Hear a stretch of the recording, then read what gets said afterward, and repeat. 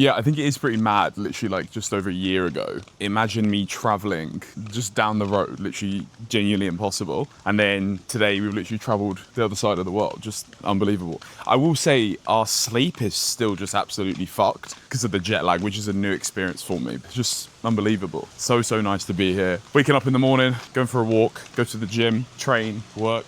Life is good.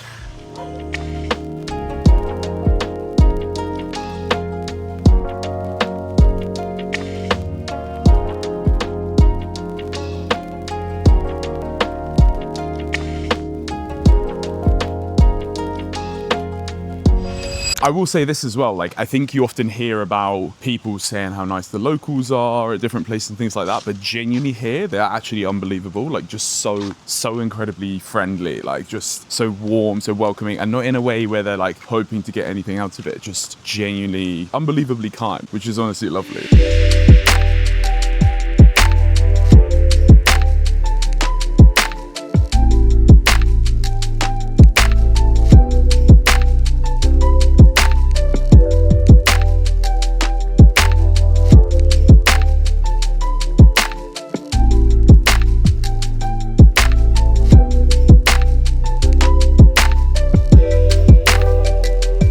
Delightful. Heading to the saunas.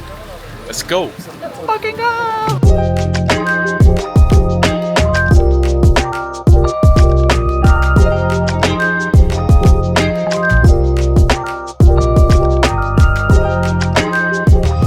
One thing that I have really noticed recently as well, because I've obviously been jumping on a lot of calls with people from the mend. One of the things that genuinely like really pisses me off is the number of people I jump on calls with and they have so much fear because of these shitty experiences that they've had with like other like programs or like hacks and things like that. It pisses me off so much because it is such a vulnerable space. I don't understand how there's people out there with like false intentions. It's so difficult because then on calls you have these barriers that need to be broken through because they know they need help, they know they need support, they know that emotional processing is the way out and the way forward. When you've experienced so much bullshit and sunk time, energy, cost, emotions, it makes things really difficult. So that's something I've really been noticing and reflecting on recently because I've been there as well, right? Like I was so grossly disappointed by things like the lightning process. Yeah, it just didn't deliver to what I was expecting. So something that we're really working on as well in terms of making sure that people feel super accommodated, they feel super looked after, because I really believe that this whole recovery process, the key to it is receiving real, tangible, physical support and a real guidance to actually walk you through that process and actually help you get there through various different modalities, various different people, because I know it is possible. Just been very much reflecting on that recently.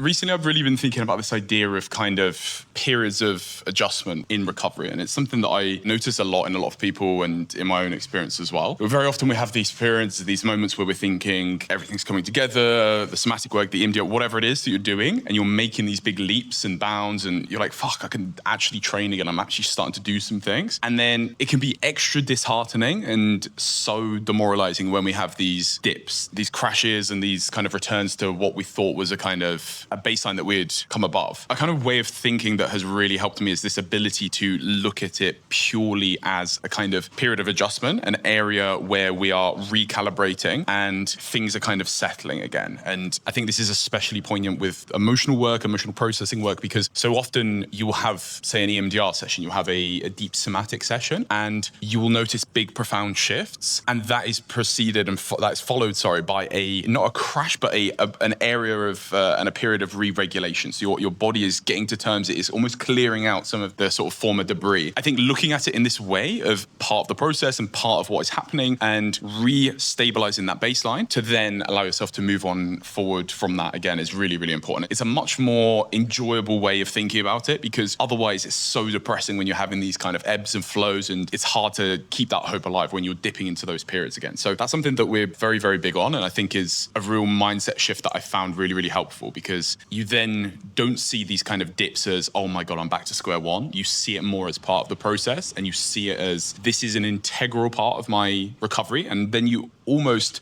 not quite, but almost begin to look forward to those kind of dips because you know that this is an opportunity and a period where you're going to come out the other side feeling better. I thought that was something I could share, and yeah, it's beautiful.